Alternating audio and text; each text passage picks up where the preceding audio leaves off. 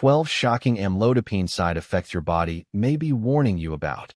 If you or someone you love has been prescribed amlodipine for high blood pressure or angina, you've been given one of the most widely used medications in the world. It's effective, it's well studied, and for most people, it works without major problems.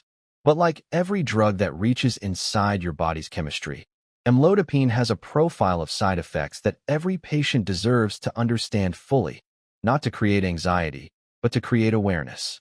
In this video, we're going to walk through 12 specific side effects associated with amlodipine. We're going to explain what's actually happening in your body when each of these occurs, using the clinical and physiological data behind them.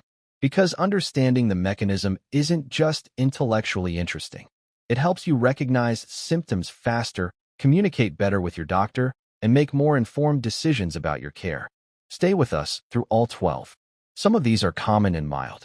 Others are rare but serious. All of them are worth knowing. Disclaimer: this video is for educational purposes only and is not intended as medical advice.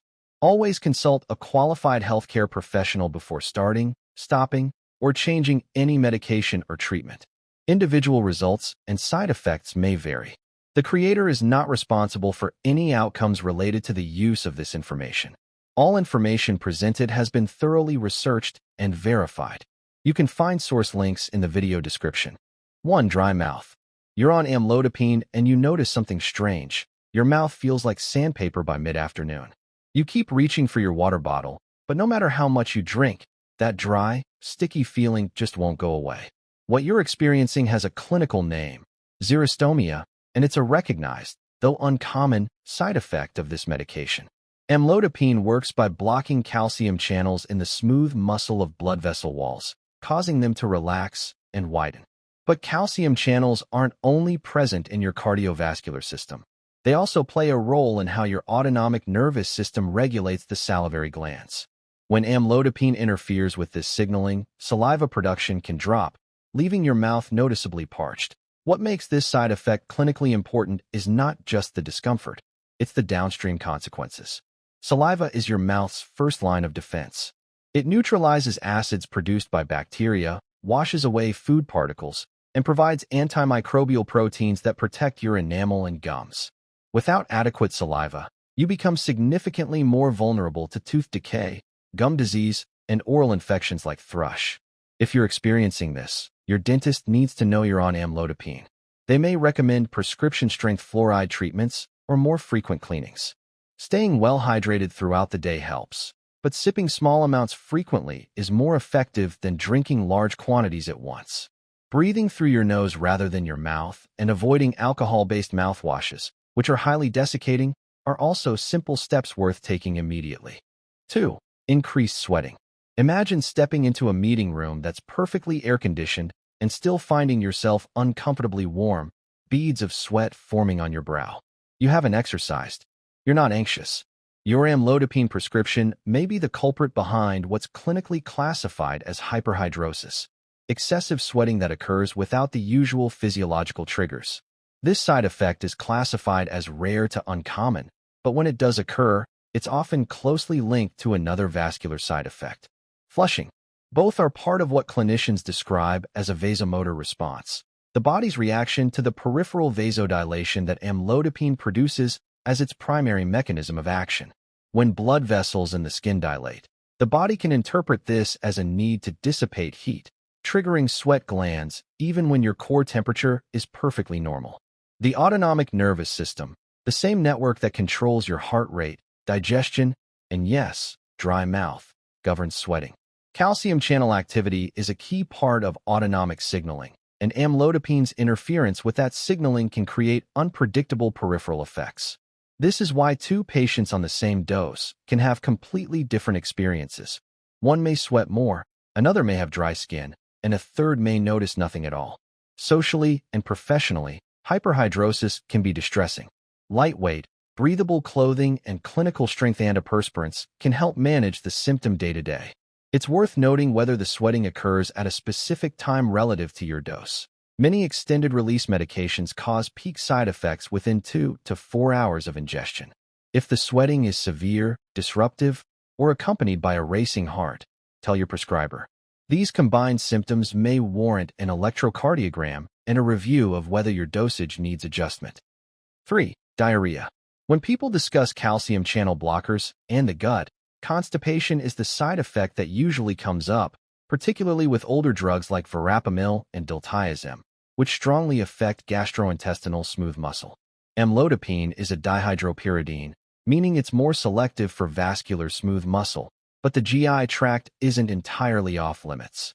A subset of patients, somewhere between 0.1% and 1%, report diarrhea as a notable change in their bowel habits after starting the drug. Why does this happen? The leading explanation is that amlodipine alters GI motility in a way that, rather than slowing things down, speeds them up in certain individuals. This is likely an idiosyncratic response, meaning it depends on the individual's unique pharmacogenetic profile and how their gastrointestinal smooth muscle responds to changes in calcium signaling. It is not a predictable, dose-dependent effect the way cardiovascular responses tend to be.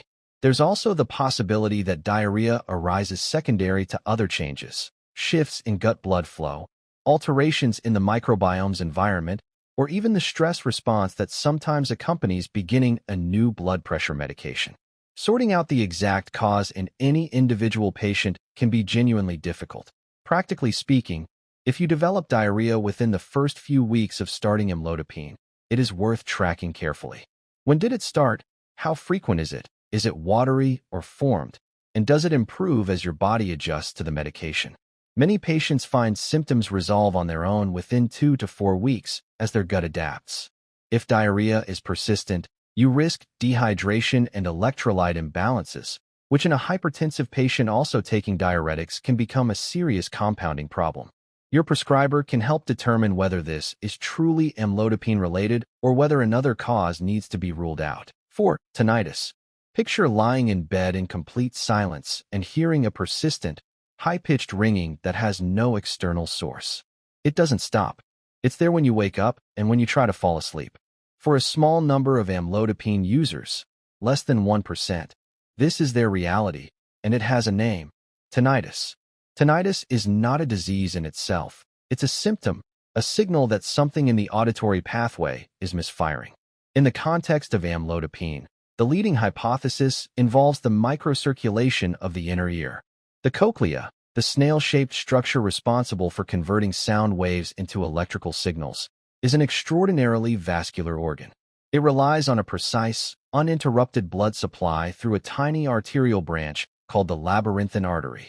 Any change in how this artery dilates or constricts can alter the pressure and perfusion within the cochlear fluids. Beyond blood flow, calcium channels themselves are integral to how cochlear hair cells, the sensory cells that detect sound, function. These cells use calcium ions to trigger the release of neurotransmitters that communicate with the auditory nerve. If amlodipine's calcium channel blockade reaches these cells, even to a minor degree, the neural signaling that the brain interprets as sound can become disrupted, generating phantom noise. Tinnitus that begins or worsens after starting amlodipine should be formally evaluated by an audiologist.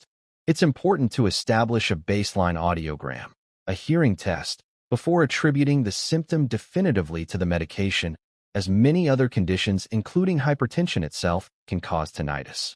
Your cardiologist and audiologist should communicate directly about this. In some cases, switching to a different antihypertensive class resolves the tinnitus entirely. 5. Hair loss, alopecia.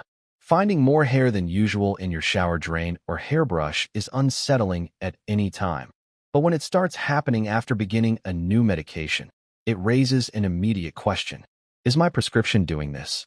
For a rare subset of amlodipine users, the answer is yes. Alopecia, or hair loss, has been documented in post-marketing surveillance data, meaning it wasn't caught in clinical trials but emerged only once the drug was in widespread use across millions of patients. What makes this side effect particularly fascinating from a pharmacological standpoint is that the exact mechanism remains unknown.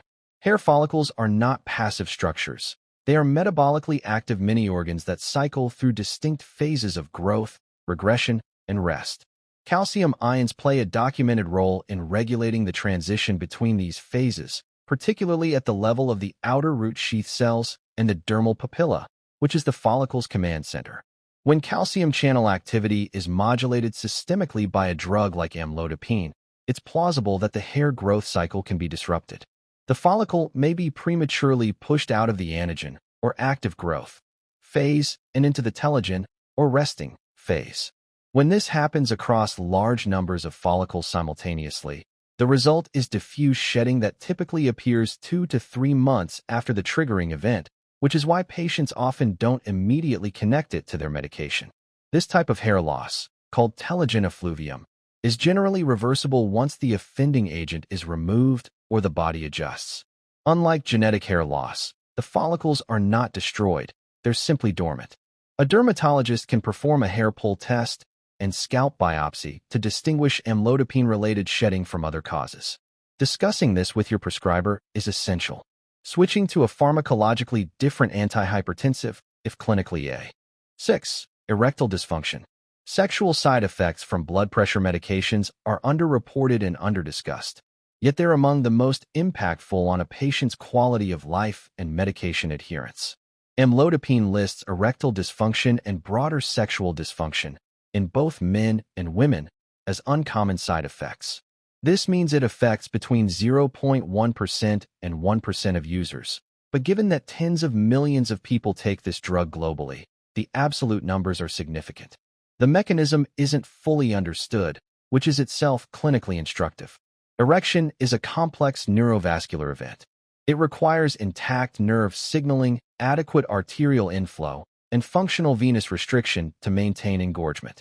Amlodipine's systemic reduction in blood pressure can, in some men, reduce perfusion pressure in the penile arteries below the threshold needed for adequate engorgement, particularly if baseline blood pressure was already being managed aggressively. But the story is more nuanced than just blood pressure reduction. Calcium channel signaling is involved in the contractile behavior of the smooth muscle within the corpora cavernosa, the erectile tissue itself. Amlodipine's interference with this signaling could theoretically affect how this tissue responds to nitric oxide, the primary mediator of smooth muscle relaxation that allows blood to fill the corpora. It's a mechanism that warrants more formal research. In women, sexual dysfunction may manifest as reduced lubrication, altered sensation, or decreased libido. These effects are harder to measure and even more rarely studied, but the same vascular and autonomic mechanisms are plausible contributors. If you're experiencing this side effect, it's important to raise it with your doctor without embarrassment. Dose adjustment, changing the timing of the dose, or switching medication class are all legitimate and effective options that many patients find resolve the problem entirely. 7. Nausea.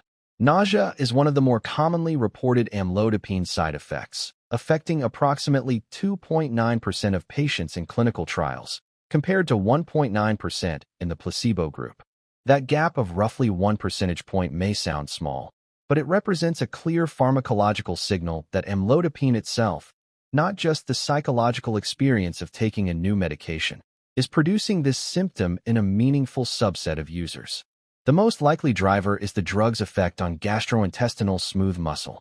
As a calcium channel blocker, amlodipine relaxes smooth muscle broadly, and this includes the smooth muscle layer of the stomach and upper intestine. When gastric motility is altered, meaning the rhythmic contractions that churn and propel food are disrupted, the result is often nausea. This is the same reason that many other smooth muscle-active drugs, from opioids to anticholinergics, produce the same unpleasant sensation. The good news is that amlodipine-associated nausea tends to be mild. Unlike chemotherapy-induced nausea or the nausea that accompanies vestibular disturbances, it rarely progresses to vomiting. Most patients describe it as a background queasiness rather than an acute, incapacitating sensation. It is also typically dose-dependent, more pronounced when starting the medication or after a dose increase, and tends to improve as the body acclimates. The most evidence-based strategy for managing this side effect is deceptively simple. Take your amlodipine with food. A small meal or even a light snack buffers the stomach lining and appears to reduce the rate at which the drug enters your system, smoothing out the pharmacokinetic peak that may be driving the GI response. Fatty foods, in particular, have been shown to slow amlodipine absorption that if nausea persists beyond 4 weeks, or is severe enough to affect your ability to eat or maintain adequate nutrition. This needs to be escalated to your prescriber rather than managed end-up. 8. Abdominal pain. Abdominal pain as a side effect of a heart medication might seem counterintuitive, but amlodipine's reach extends well beyond the cardiovascular system.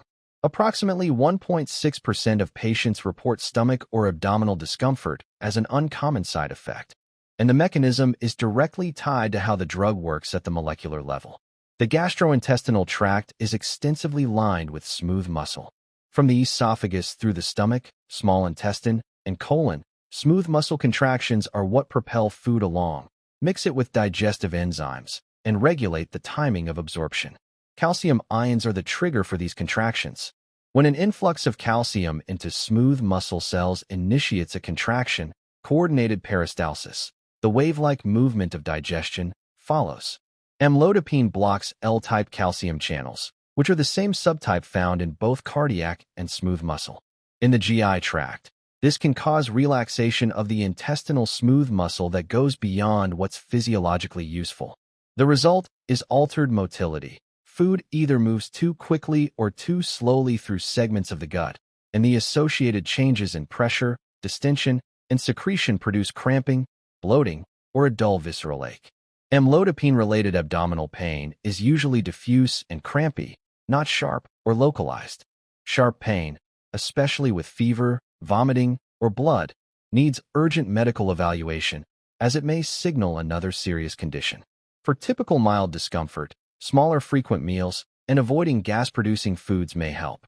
If symptoms keep returning or worsen, a doctor may adjust the dose or switch medications. 9. Sleepiness and somnolence. Feeling drowsy after starting a blood pressure medication isn't what most patients expect. Amlodipine isn't classified as a sedative, and it doesn't work on GABA receptors the way benzodiazepines do. Yet clinical data shows that somnolence occurs in approximately 1.4% of amlodipine users, more than double the 0.6% rate observed in the placebo group. That more than twofold difference tells us this drowsiness is pharmacologically real. The mechanism is indirect. Amlodipine produces peripheral vasodilation, a widening of blood vessels throughout the body. This leads to a reduction in systemic vascular resistance and blood pressure. One consequence of this drop in blood pressure, particularly when it's new to the body, is reduced cerebral perfusion pressure. The brain becomes slightly less perfused than it was before treatment began, and one of the early signs of this adjustment is fatigue and drowsiness. It's the same reason people feel lightheaded when they stand too quickly. Their brain isn't getting quite as much blood as it just was. This effect is most pronounced during the first several weeks of treatment and following any upward dose adjustment. The body's autoregulatory mechanisms, the reflexes that maintain stable brain blood flow across a range of systemic pressures, gradually recalibrate, and for most patients, the drowsiness resolves on its own as these compensatory systems adapt. In the interim, the practical implications can be serious. Somnolence during driving or the operation of heavy machinery is a genuine safety risk. Amlodipine may cause drowsiness when you first start it. Try to avoid long drives or extended shifts during the first 1 to 2 weeks. Taking it at bedtime, if your cardiologist approves, may help reduce daytime sleepiness. 10. Palpitations. There is a particular irony in a heart medication causing heart palpitations. Yet between 0.7% and 4.5% of amlodipine users report this sensation, an uncomfortable awareness of the heartbeat that may feel like pounding, fluttering, or an irregular rhythm. Understanding why this happens requires understanding the cardiovascular reflex system that amlodipine triggers. When amlodipine dilates peripheral blood vessels, it reduces the resistance against which the heart pumps. This is precisely how it lowers blood pressure. However, the cardiovascular system is equipped with baroreceptors, pressure sensors located in the aortic arch and the carotid arteries, that detect drops in blood pressure and immediately signal the sympathetic nervous system to compensate. The result is a reflex increase in heart rate and cardiac output. This reflex tachycardia is the direct cause of the palpitations many patients feel. Amlodipine was specifically engineered with a slow onset of action to minimize this reflex.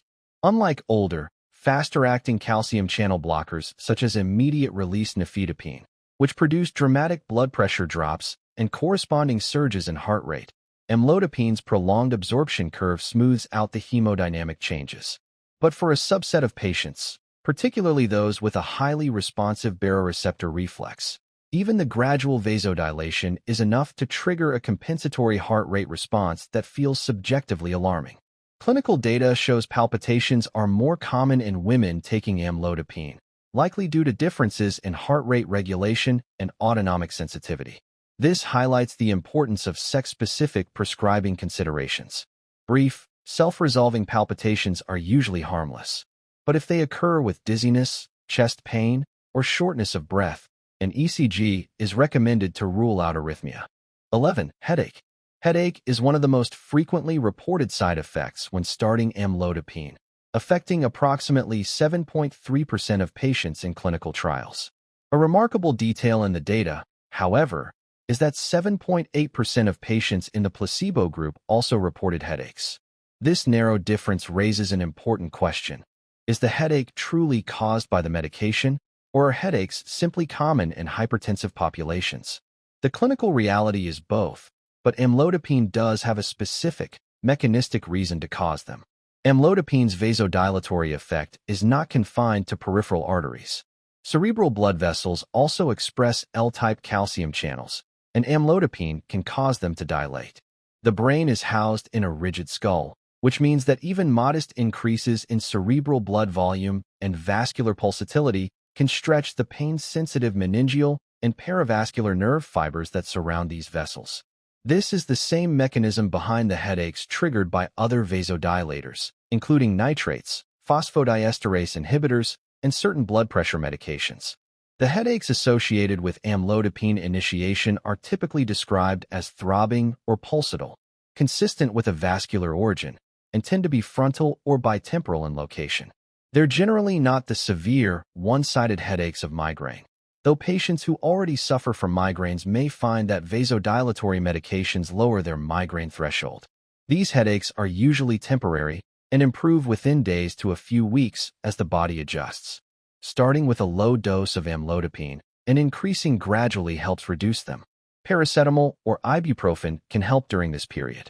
If headaches last longer than 4 to 6 weeks, are severe, or come with neurological symptoms, further evaluation is needed. 12.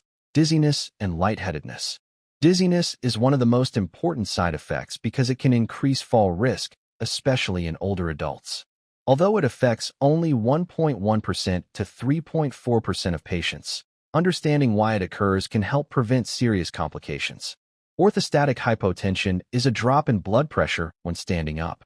Normally, blood vessels in the legs tighten to prevent blood from pooling and keep enough blood flowing to the brain. Amlodipine widens blood vessels, so they constrict more slowly. Standing up too fast can cause blood to pool in your legs, briefly reducing blood flow to your brain and causing dizziness. The brain briefly registers this as dizziness, lightheadedness, or dimming vision, called presyncope. Higher doses increase this risk because more vasodilation causes a stronger drop in blood pressure when standing. That's why amlodipine guidelines recommend starting at 5 milligrams and increasing to 10 milligrams only after clinical assessment. For older adults, amlodipine-related dizziness when standing can significantly increase fall risk, leading to fractures, hospitalization, and even death. Caregivers and prescribers should take this risk seriously.